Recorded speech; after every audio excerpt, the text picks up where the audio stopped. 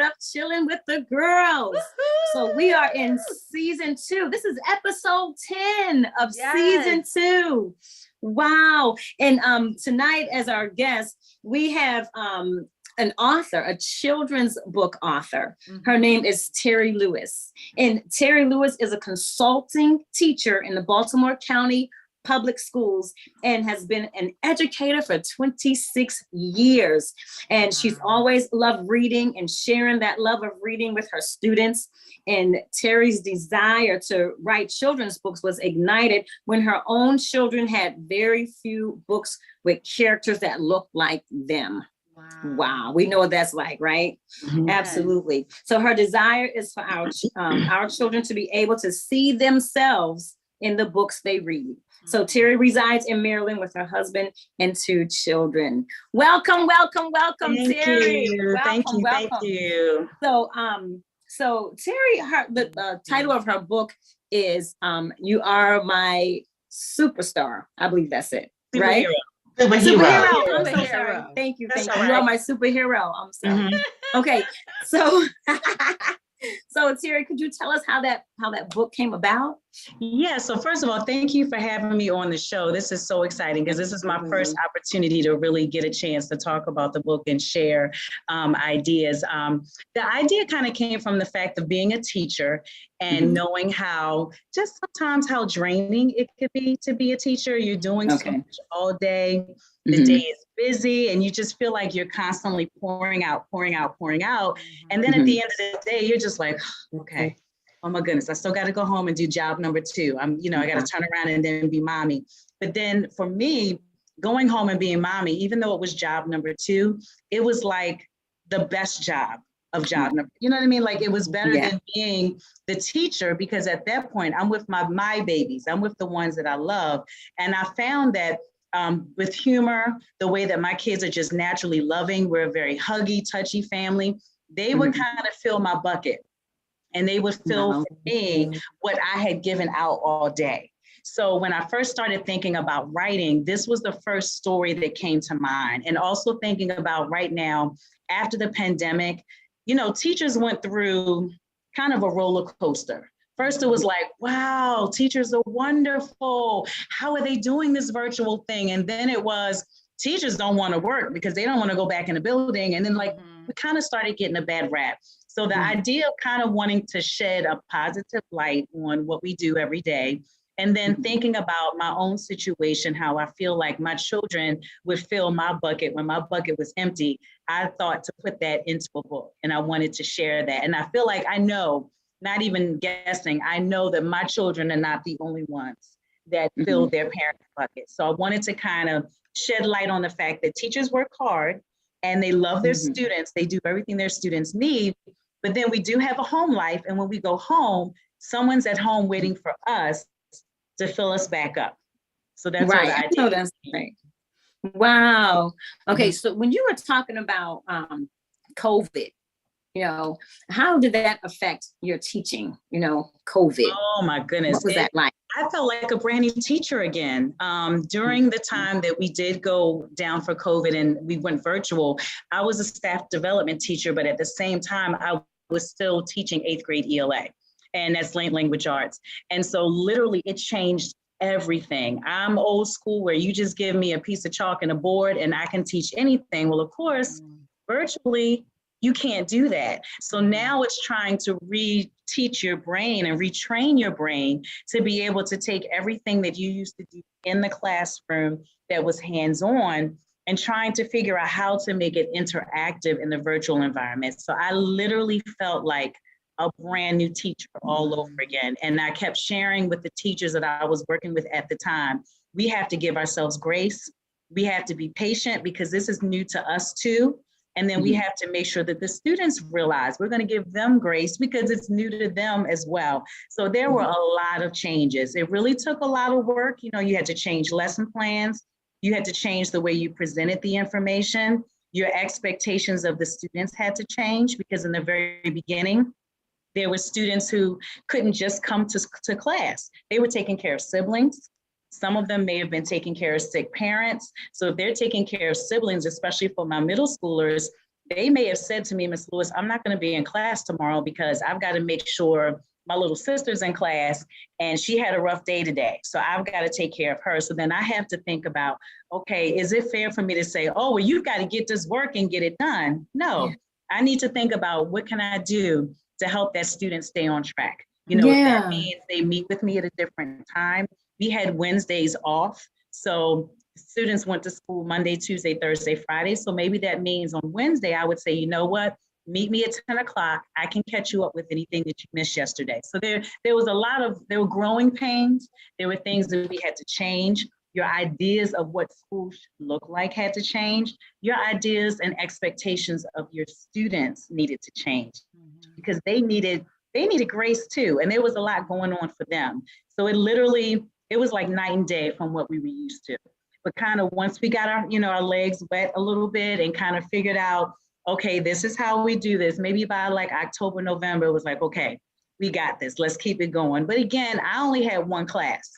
Those teachers who were teaching, maybe 3 or 4 classes, there still was a lot more adjustment that they had to do. Or if you had elementary and you were expected to keep kids on a computer all day, we don't like having kids in front of phones and devices all day. But then at the same time, parents wanted them kind of in class all day. So you had to figure out a way to make it interactive, give them brain breaks, kind of help them to see what was important, why they needed to be with you, the majority of the day. And then maybe not even give homework because maybe that time off of the device, they needed to rest their minds. They needed to rest their eyes, hopefully, from looking at a screen all day. So it changed a lot, but I think it made us better. I think it made us better as educators. Okay, wow.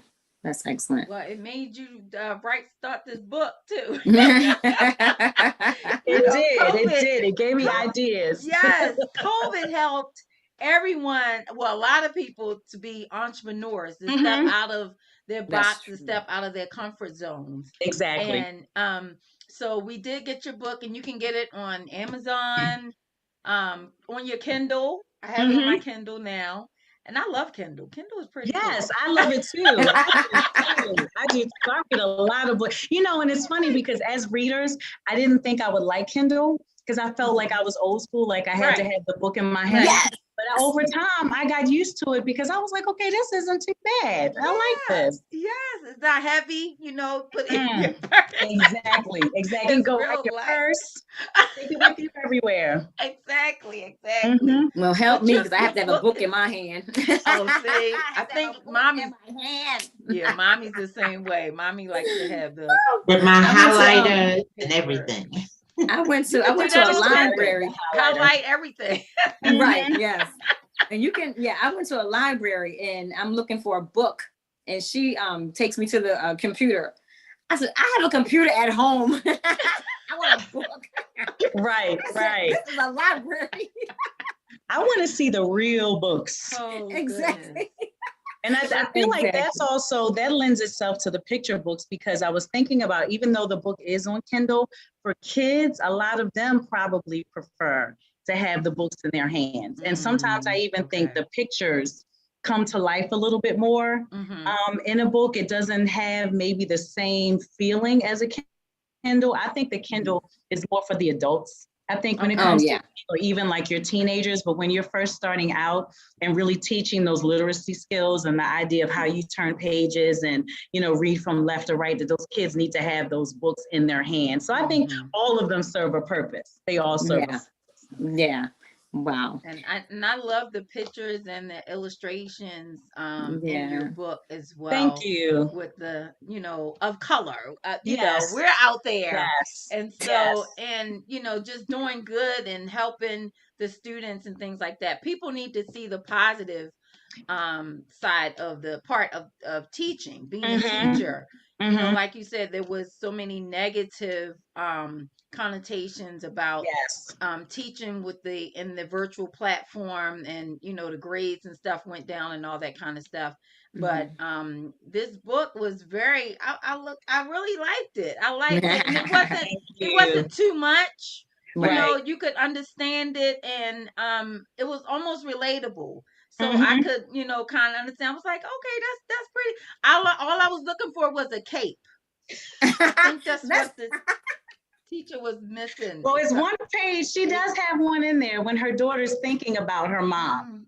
You see the cape. Yeah. But I don't know. I'm not even sure where the idea of superhero came to me from. I just remember getting the idea of it and thinking, yes, that's what I want to run with. But I couldn't even, if I had to try to pinpoint exactly where that came from, I don't even think I could tell you because I'm not sure. I honestly would like to say that God just dropped that in my spirit because I don't know where it came from. But the idea that you said that it was relatable, like I wanted people, especially who were not teachers, to be able to see what happens in the course of a day, because I think that everybody has a different viewpoint.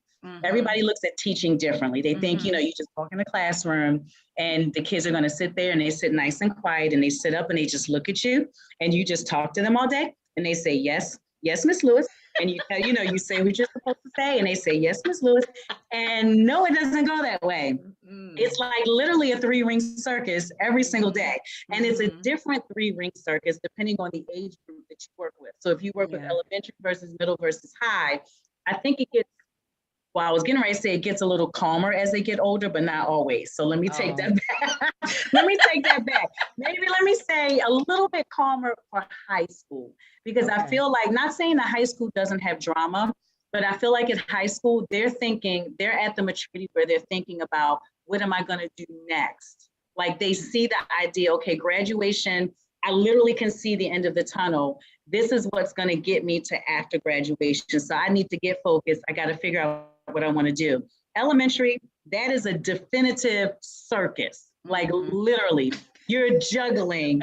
You're giving somebody paper. You're sharpening a pencil. You're finding a Band-Aid. And I wanted to show all of those things in the classroom, that it's not just walking in and teaching ABC 1, 2, 3. You're really teaching little lives. It's not just education. You're mentoring, you're loving, you're giving them, all of these things that you're really trying to be special to them. You want them to see you and you want them to understand what you're doing for them, and so I wanted you to be able to see that from an elementary level. Middle school is just completely different, because middle schoolers don't know whether they want to be 10 or whether they want to be 14 or whether they want to be 26. So when you teach middle school, there's just no, it's all hands on deck. I mean, literally, you just got to roll with it. Every day is different. You don't know what's coming. But the idea is, many times people who are not in education, they really have no idea what happens in the classroom. So the idea behind the book was for that average person that just thinks, well, don't they just go in the room and just teach and then they just walk out? No, I want you to see, outside of teaching, they're doing all of these things for their kids all day. They're finding things, they're tying shoes, they're blowing noses. They are teaching, they're walking to class, they're giving somebody lunch. Somebody, didn't bring their note from home, so they got to get that. They're doing all these things. And then that's why we're worn out at the end of the day. So it really is a lot. So I'm glad that you said you did feel like it's relatable, because that was part of my thought process, is to actually give a non-teacher person an opportunity to see behind the scenes what happens. But I know, I realized the way you're talking, it was so much different back in the day. I started school back in the 40s. And you had the school, don't laugh, it's not funny. It's very funny. But okay, I'm thinking about how different it really was. But because you had kids listening then? You had the school, the home, and the church working together. Okay. We worked together. And the teacher was actually the mother away from home. And so what the mom, and they got together, and if the teachers and their discipline, they had to get a switch off of the tree, a long switch, and if the teacher gave you a whipping with the switch, but I never got one, and when they got home, their parents gave them another beating with the switch, and it was so, and they couldn't get away, and Monday morning they had to recite what they learned in Sunday school in church on that Monday morning. Okay. So they all worked together. And my teacher, was one of the church's musicians. She was an organ player. Plus, they say she was my cousin. So we got to sit where we want to sit. If somebody picked on me, my mama said, move her. It was just so different.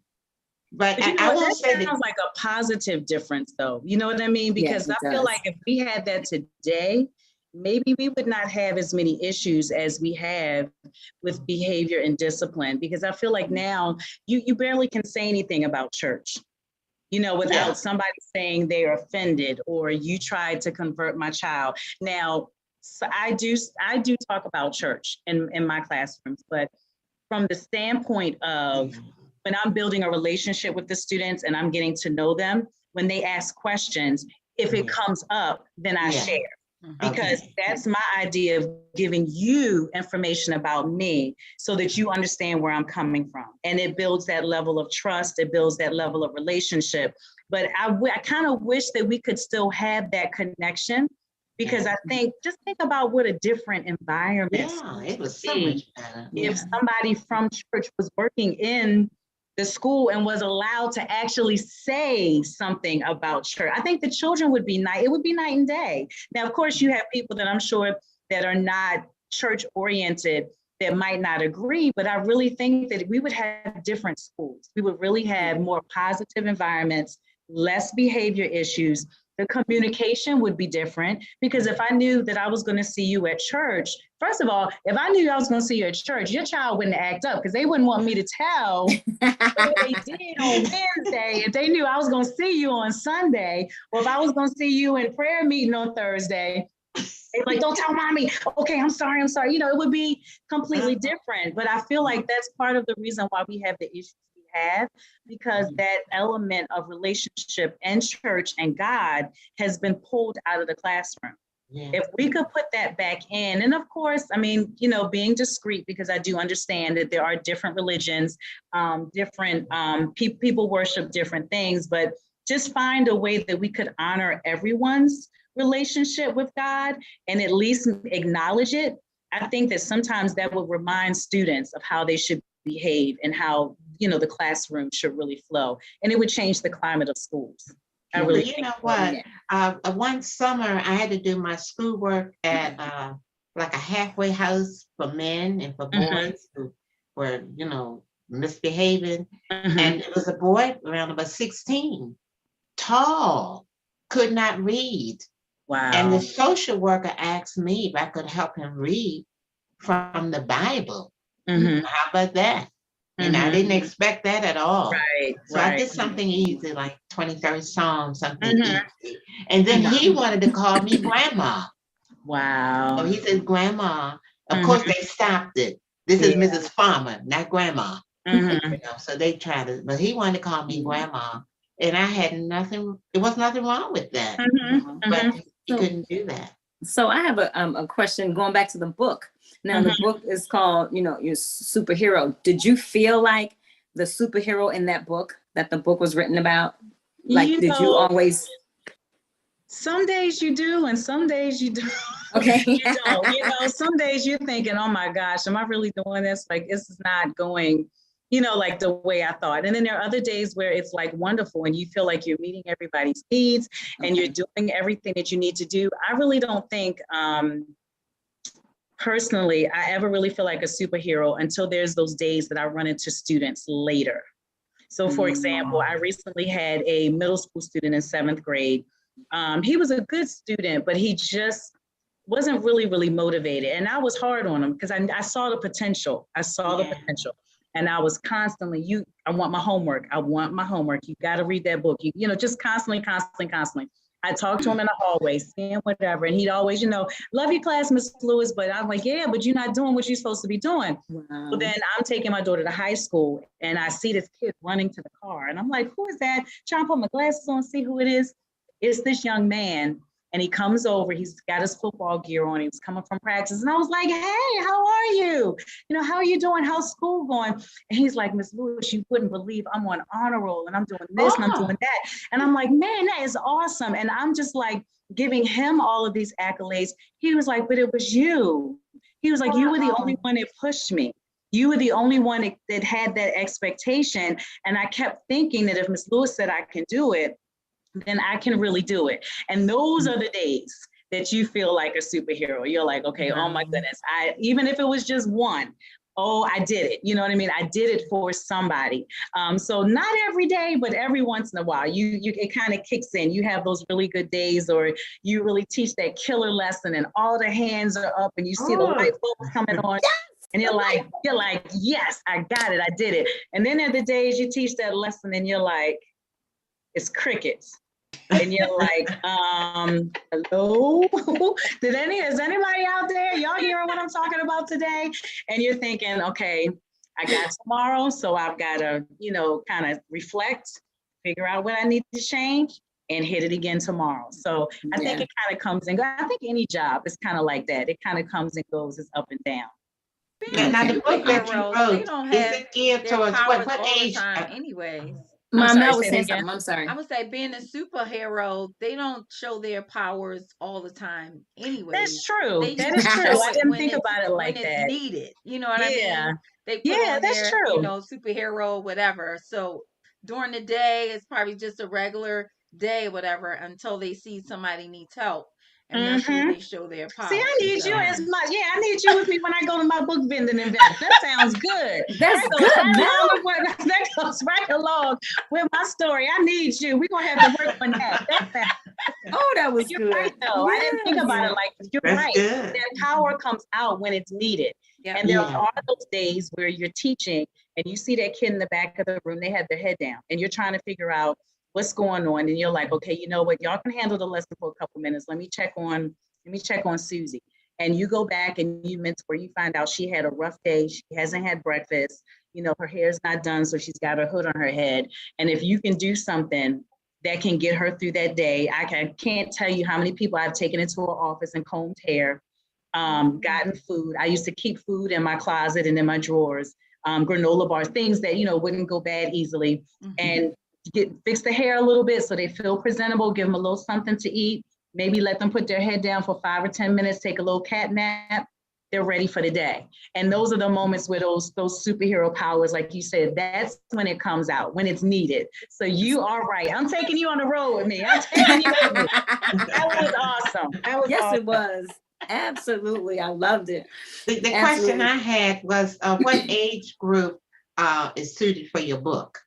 Probably like 3 to 7. I don't want to put limits on it. I would say as far as the kids, like the story being specifically for like 3 to 7-year-olds. However, it could be a book that I've used, like even sometimes I use picture books in 4th and 5th grade. If you were trying to teach something and you wanted to teach, say, a skill, maybe you wanted to teach the idea of kindness and you wanted to teach it quick. I would teach it with a picture book. And then I would say, now that we understand what this looks like, in our novel, when you read chapter 15, I want you to take what we pulled with this picture book and apply it to the novel. So I would like to say I'm gearing it with 3 to 7 in mind, but I think that at any age, it could be used and read and enjoyed. Okay. We have a question from one of the viewers. They want to know, how long did it take you to write the book? You know what? Another blessing. I kid you not. I can only attribute this to God. I started thinking about writing books maybe 3 or 4 years ago, but I kept thinking the process was really complicated. And I think the process is complicated if you go through a publishing company, because you have ideas.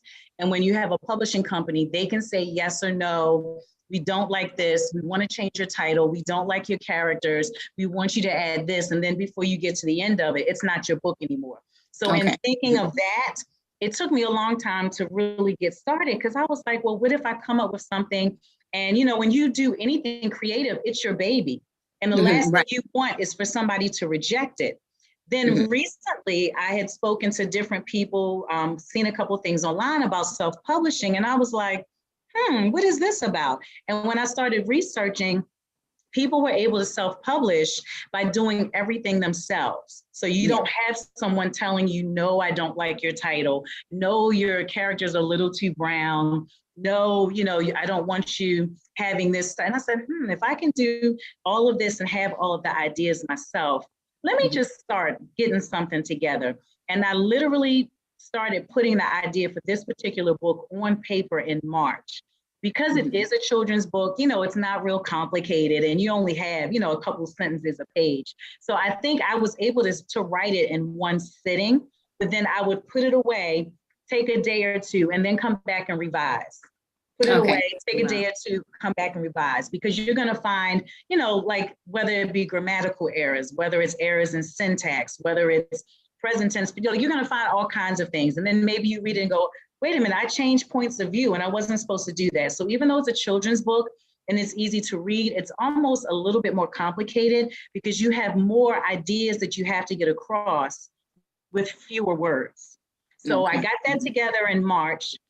Once I got that together, I'm thinking, okay, illustrating, because I can't draw worth a lick. So I'm like, what am I going to do with illustrating? So again, researching, there are actually sites out there where illustrators go to that site and they post their work, and you can actually look at what they can do and see if it matches your style. Again, I totally believe God stepped in, because the first person that I looked at her work, I loved her style. And the first question I asked her was, can you draw African-American characters? Because my main character has to be the cutest little girl on earth. She has to have freckles and she's got to have braids in her hair. Can you do this? And she was like, yes, let me draw something for you and tell me if you like it. I loved everything she did. I sent her my manuscript, which is not, it's kind of unconventional. Again, I was trusting God. I trusted that she wasn't, going to take it and do her own thing. She literally put my words into those pictures. I didn't pick any of those pictures. So the only thing I did was, she said to me, your main characters, the little girl Tisa, the mom, and the dad. She said, I will create these 3 characters and tell me if you like them.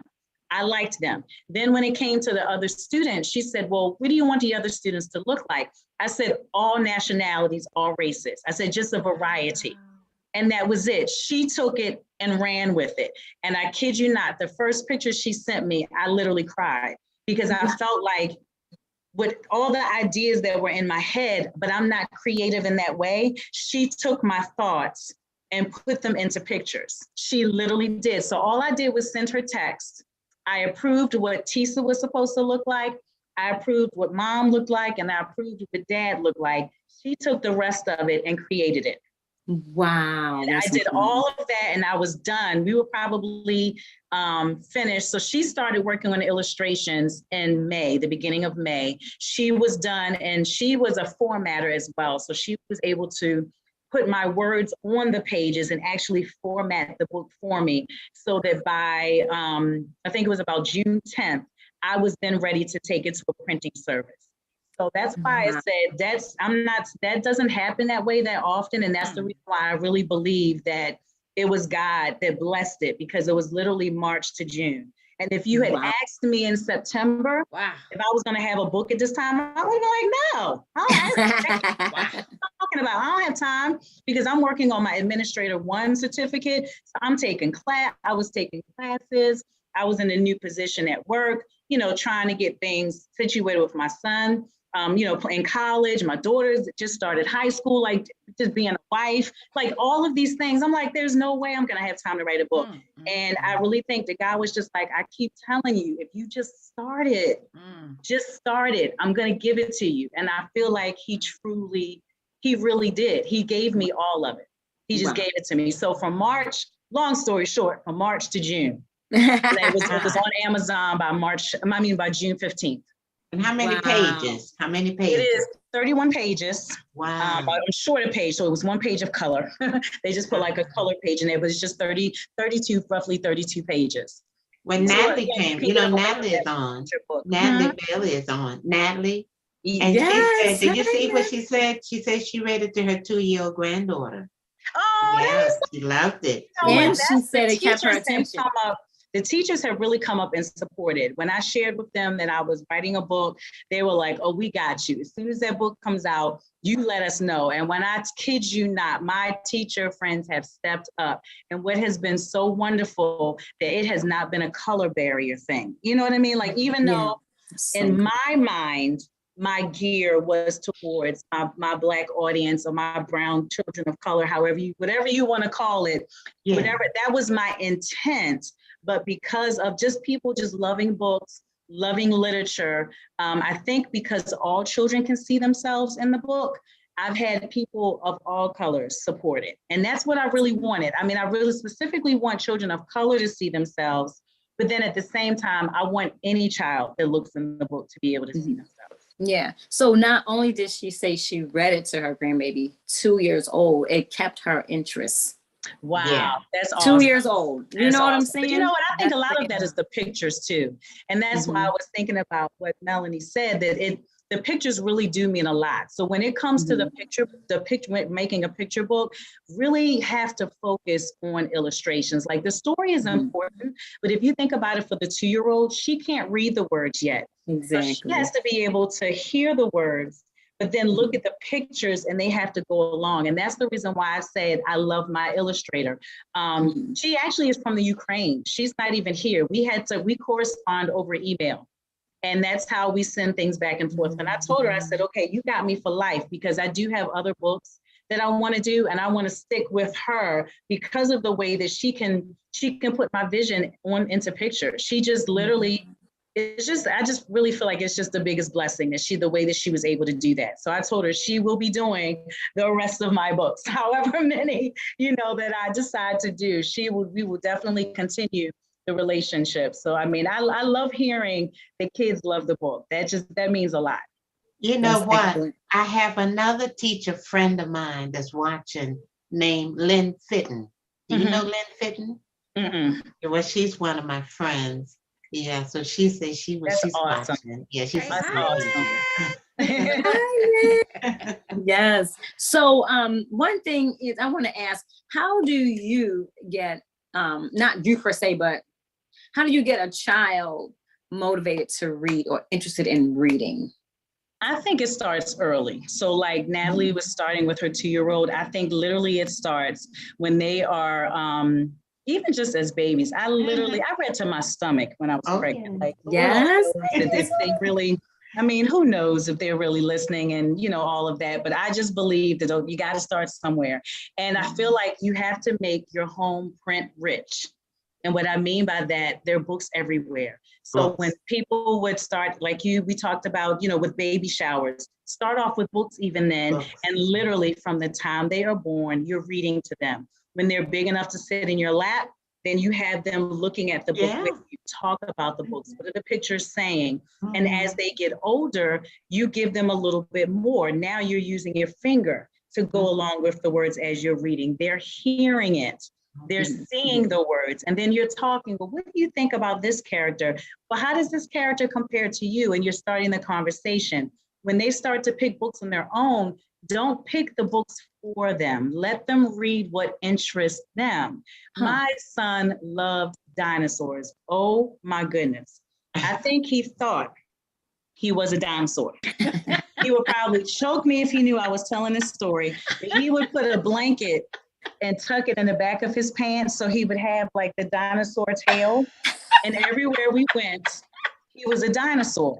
So because he loved dinosaurs, every book that I could get my hand on that had dinosaurs, I bought it, whether it was on his level or not, because you set the expectation as a parent. If they are 5 years old and you're only buying books for 3, 4, and 5-year-olds, when is that expectation and that maturity and that comprehension going to grow? So even when they're 5, I was buying the chapter books that were about researching that, whatever it was, dinosaurs, whatever it changed to. So it was dinosaurs for a really, really long time. And then I think it changed from dinosaurs to like comic characters, like the Marvel characters. Well, then I started in on that. If it's a little girl and my daughter was in love with Dora for a while, everything was Dora. So I bought Dora books. I tried to buy a lot of books with people of color. There were not at the time that they were little. I think the only thing my son had was Little Bill. Do you remember the Bill Cosby Little Bill series? Yeah. Those were the only books of boys, of little brown boys. The rest of the books were animals. or, you know, Caucasian children. So that gave me the idea that, okay, one of these days when I'm not so busy raising children, I'm going to write a book. But the idea is to have those books in front of the kids. You're reading to them. When they're old enough to read, have them read to you. And it doesn't have to be a book. Read the cereal box, read signs, read the recipe to me while I'm cooking, read a magazine, read the things that are on television. We're in a car, read signs, just constantly making it, you know, that they're always reading. And then if they're reading what they like to read, they also might not fight so much when they have to read stuff in school. Because they know, okay, mommy's got books for me at home. So I can read about my comic book characters when I get home, but I'll read about, I don't know, Shakespeare, or I'll read The Giver, you know, in middle school, but I know when I get home, I can read the books that I really like. And that's where I think sometimes we tend to get a little confused. We want the kids to read what we think they should read, and it's not what they want to read. So we turn them off. And then in school, for some reason, I have no idea why, we stopped just giving them time to read. You know, where we used to have drop everything and read, or silent sustained reading, where kids could pick a book that they want to read and read for 15 to 20 minutes. For some reason, because we always trying to get ready for a test and all these different things, we've taken that out. So there's no pleasure in reading, because everything they read is something that we're shoving in front of them to prepare for a test, to write a paper, you know. So I think that we've got to get back to just making it fun. You know, if your kid loves devices, then get them the Kindle, get them an iPad where they can interact with the books. You kind of have to figure out, you know, what your kids like. It's okay if they have, I'm not really into having a lot of devices, but if you can slide the education stuff in there where they're learning and reading and doing and don't even realize it, then before you know it, you have a reader on your hands. Right. Wow. So I'm going to take a real quick pause. Our manager is on. We want to say hi to Ken. Hi, Ken. Hi, Ken. Right. Okay. So I want to ask this. What is the best way to teach a child how to read? Do you know? Well, that's more of a primary thing, but I'm thinking in terms of starting out with like the letters, literally starting out with letters and sight words, because sight words are words that you can't pronounce. You know, you can't just say, okay, this is this part. You have to just memorize them. Right. You can't sound it out. So starting out with those sight words, making cards, and actually working with them early. When you realize they have that interest, they want to read, or when you have that book in front of you, and it is a book that you can say, you know, that, you know, and actually start reading, having them read with you even then, and getting them interested, because once they get interested, then that desire starts to come forth, and then they want to read, and they're constantly, you know, trying to read more. So that's where that interest really begins. Okay. Wow. Okay. That's good. Very good. Wow. That's excellent. Excellent. So, I don't know, I guess you were talking about how, you read to your children when you were pregnant with them, you know, and I did the same thing. And I know, I'm going to say, I know they can hear. I believe they can hear because I used to sing a song, a lullaby to my baby while he was in my womb. And then when he was born, every time I sang that song, he would fall right to sleep. So I was like, you know what I'm saying? Point right there. Yeah. That's evidence right there. You know what I'm saying? So read to those babies when they're in your belly. Exactly. And then even, it was so cute. I have a picture of my son when because they're 5 years apart. That was not intentional, but they're 5 years apart. So I have a picture of him reading to my daughter. She's laying like little baby, maybe, I think she might be 6 months. And he was 5 years old, and he was reading to her. And because to him, he was like, okay, as a big brother, you know, I'm supposed to read to Chillin. And to me, that's where it starts, you know, because then he thought, well, you know, I'm the big brother, I'm doing something. So that made him something that he was proud of to do. And then that kind of started her, as she's getting older, wanting to be like her big brother and walk around with a book and read books. So the earlier we start, I feel like we do kind of kindle that fire a little bit, and it kind of makes them just want to kind of go on from there and continue to keep reading. Okay. Can I say what Lynn Fitton say? Do you see her comments? She says, parents don't understand the impact they can have on their children if they just take the time. Then she says, yes, challenge your child. Yes, I Is that agree. good? Thank you, Lynn. Yes. And I also think, and kind of going along with what she said, my children always saw me reading. I'm always reading. I always have a book. I'm always, even during the school year, I don't get to read as much because I feel like I'm reading more school specific books, but they always saw me reading. And then as a child, I always saw my mom reading. So a lot of that is modeling. If your kids never see you read, what's the desire? Like, mommy doesn't seem to do it. Daddy's not doing it. Like, why do I need to do it? But like my kids know, we go on a trip, there's like, okay, where's mom's Kindle? Where's mom's book? I always have something that I'm reading. And then even if I don't have that, I have Kindle on my phone. So don't let me get caught standing in line somewhere or at the doctor's office. I have a book right on my phone. The kids have to see you doing it. And what they see you do, especially, you know, when they're real little, they want to do everything you do. So if they see you walking around with a Kindle or an iPad or a book, the next thing you know, they're going to walk around, well, where's my book? I got to have my book. And then taking them to the library. I know people, you know, don't think that's a big deal anymore, but we used to go to the library the first day summer would start. The kids knew, okay, library time, everybody had a bag. And based on how old you were was how many books you got to take from the library.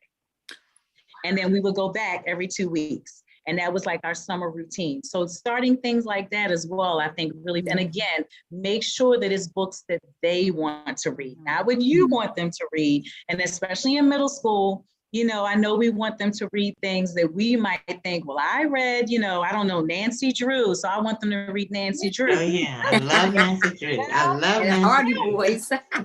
And the Hardy Boys. Yes, I think those are good too, because I read those, but that's not what's interesting to them. Now, the generation now, we now have a lot of Black teen books. So now it would be advantageous to read those books, and then you kind of know what they're reading. I read all types of books. I just finished reading Amari and the Night Brothers, and that's a book for 8 to 12-year-olds, because I feel like if I talk to children, how can I talk about books and I can't recommend a book to them?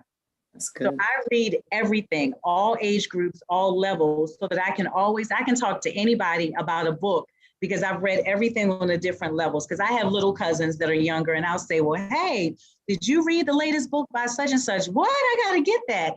And that's, you know, having those conversations, that's what kind of keeps it going. So just make sure that there's always something to read, some conversation about reading, and then they see you reading, and that makes a big difference. Yeah, and I remember when I was taking my children to the library, they had like a summer challenge. Yeah. Like, how many books can you read this summer? You know, and then they had like a little trinket, I guess, if you read all those books or whatever.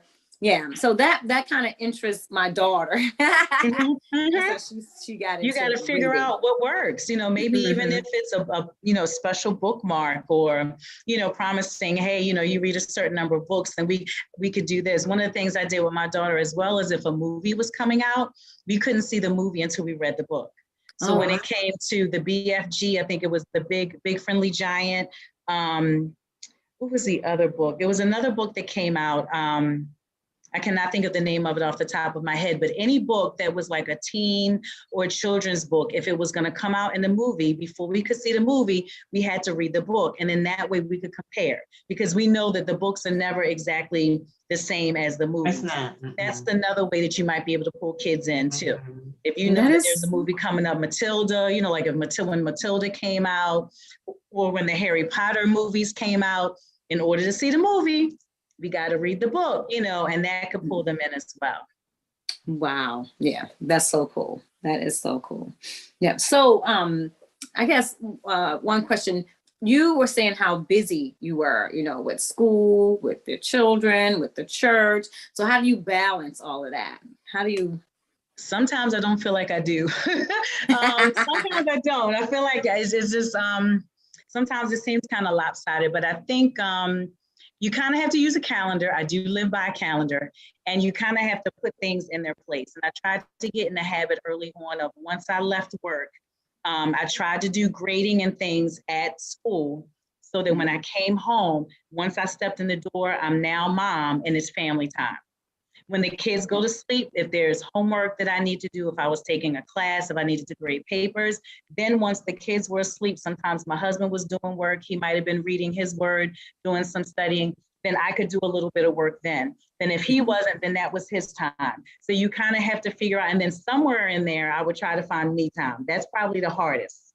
I have to be really honest that I think it is the hardest to find me time. But now that my kids are older, it's easier for me to find me time because now they don't want to be bothered. They're like in their rooms and they're doing their own thing. So you really just kind of have to, I think COVID also taught us our priorities.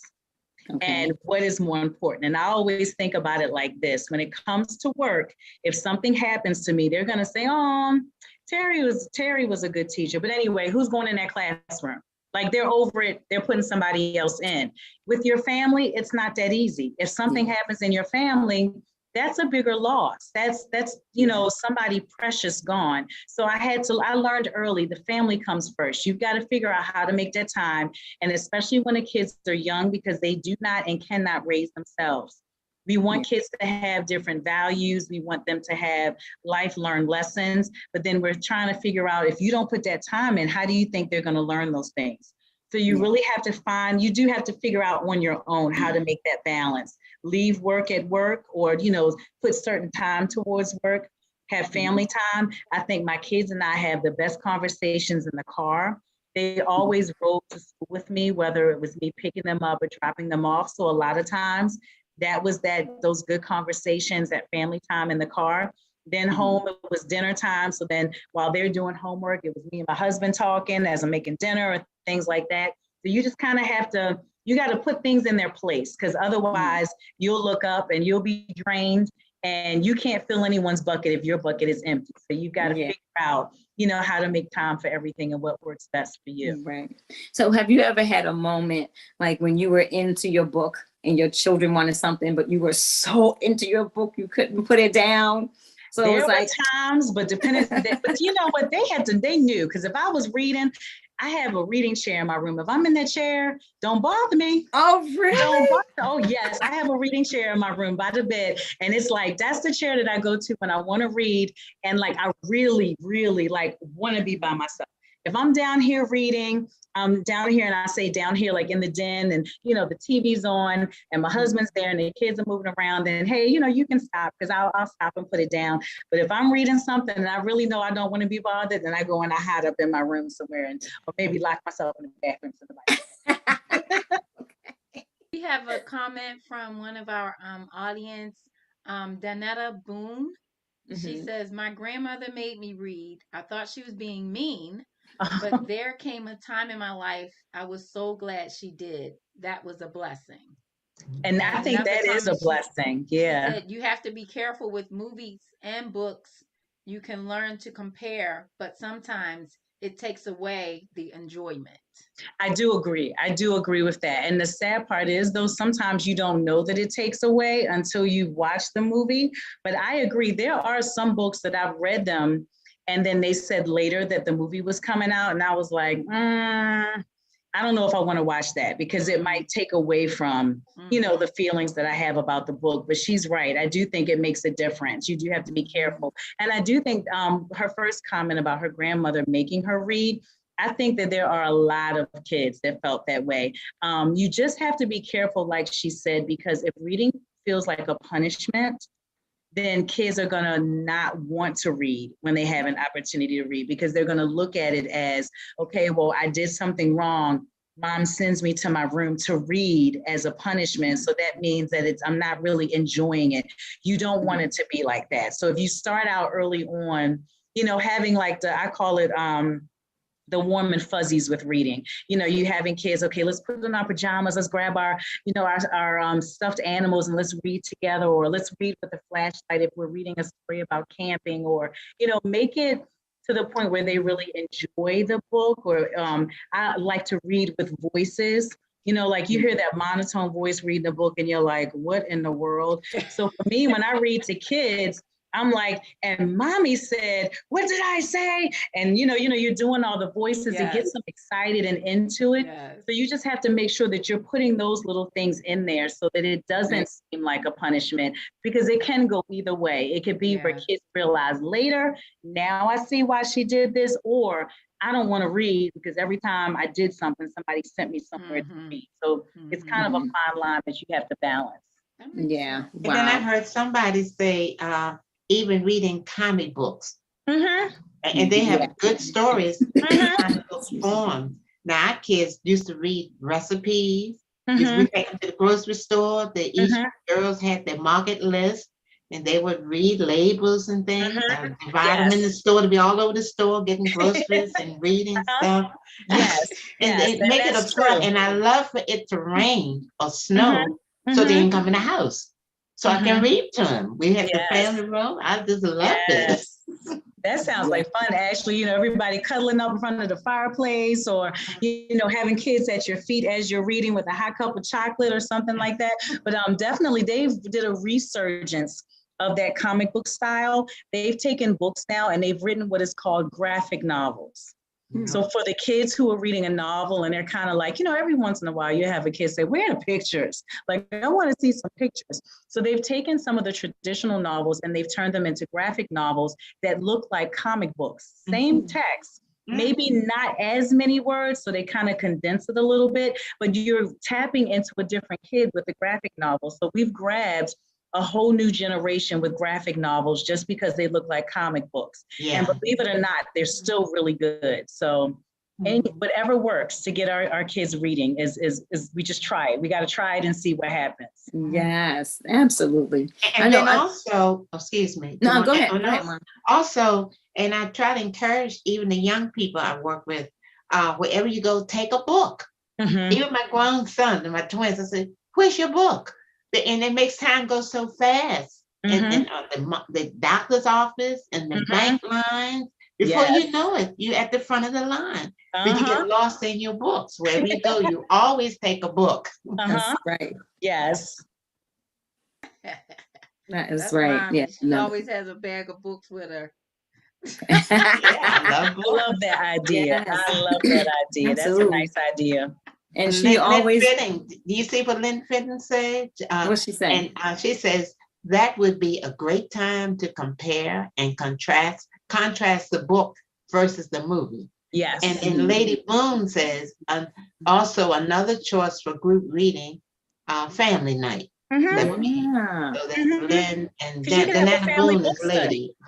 Think about having a family book study, where everybody might read the chapter independently, but then you come together as a family to have a discussion about it. Even if the kids get older, think about the topics that you can delve into, and even thinking about how that could relate to your spiritual life.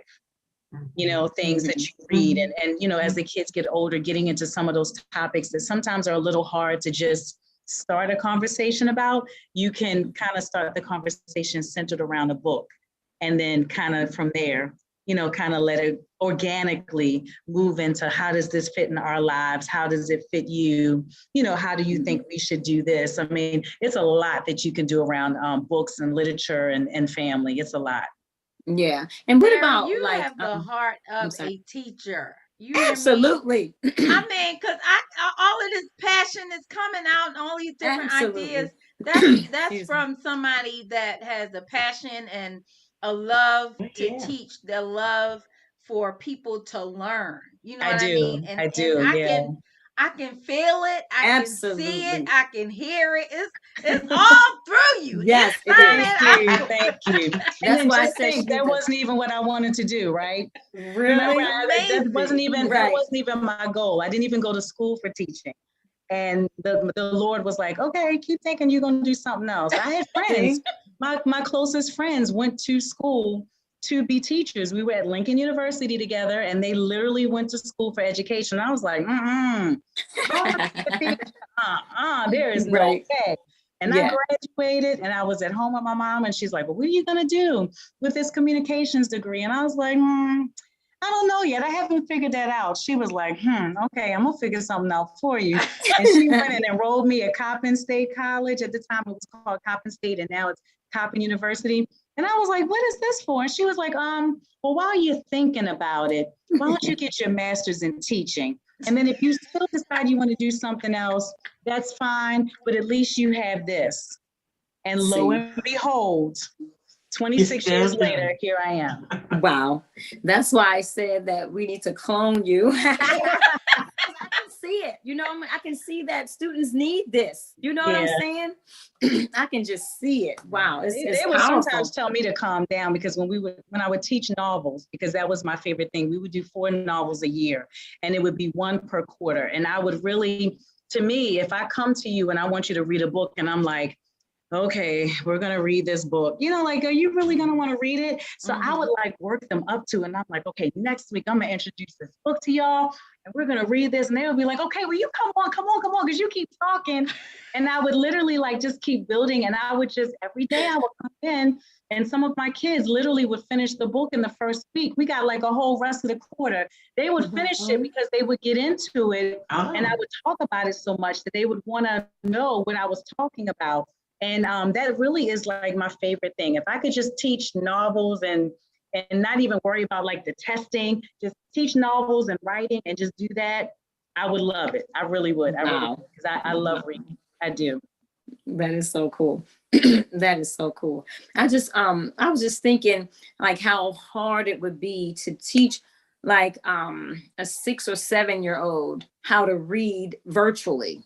You know what I'm saying? Do you have any? I'm glad I did not have to do because I had 8th graders at the time, but they had to be creative. So like you think about PowerPoint presentations, we had something called flip grids, and they were kind of like charts. It was like the virtual charts, and you would have to teach that sounding out.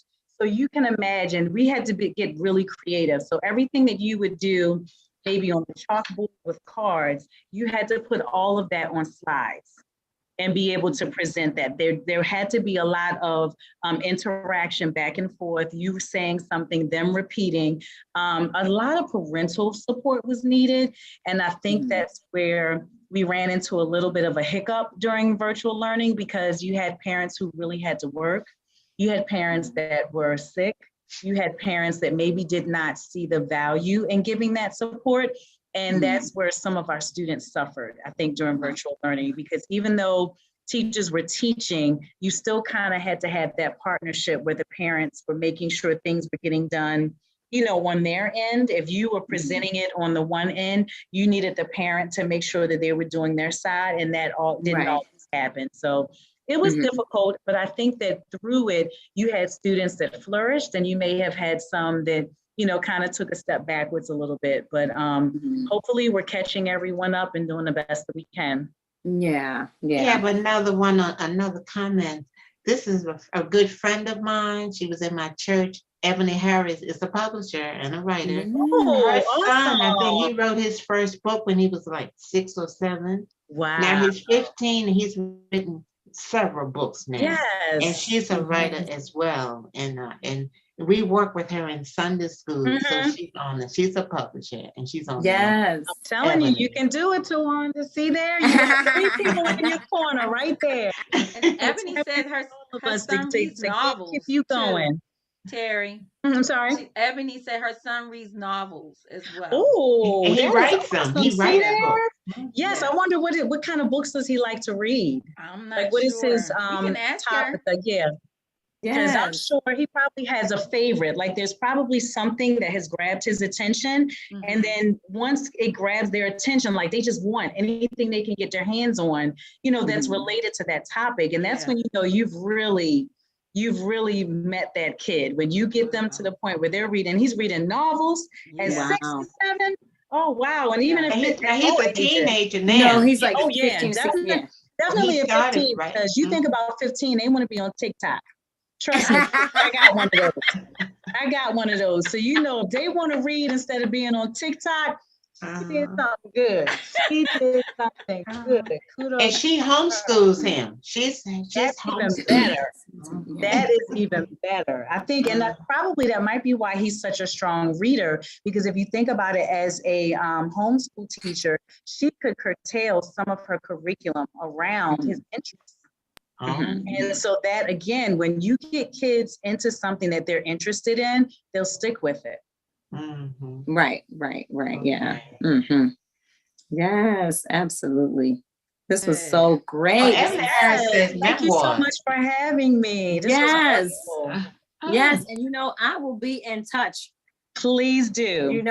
I was telling my family, to share everything that I have learned, my little pitfalls, my triumphs, to help you do whatever it is you got to do. We got to work together. We got to. Yes, I would absolutely love it. We are favored and we are blessed. We are blessed. Absolutely. Yes. We have to share that favor and we have to share those blessings. So you definitely reach out at any time.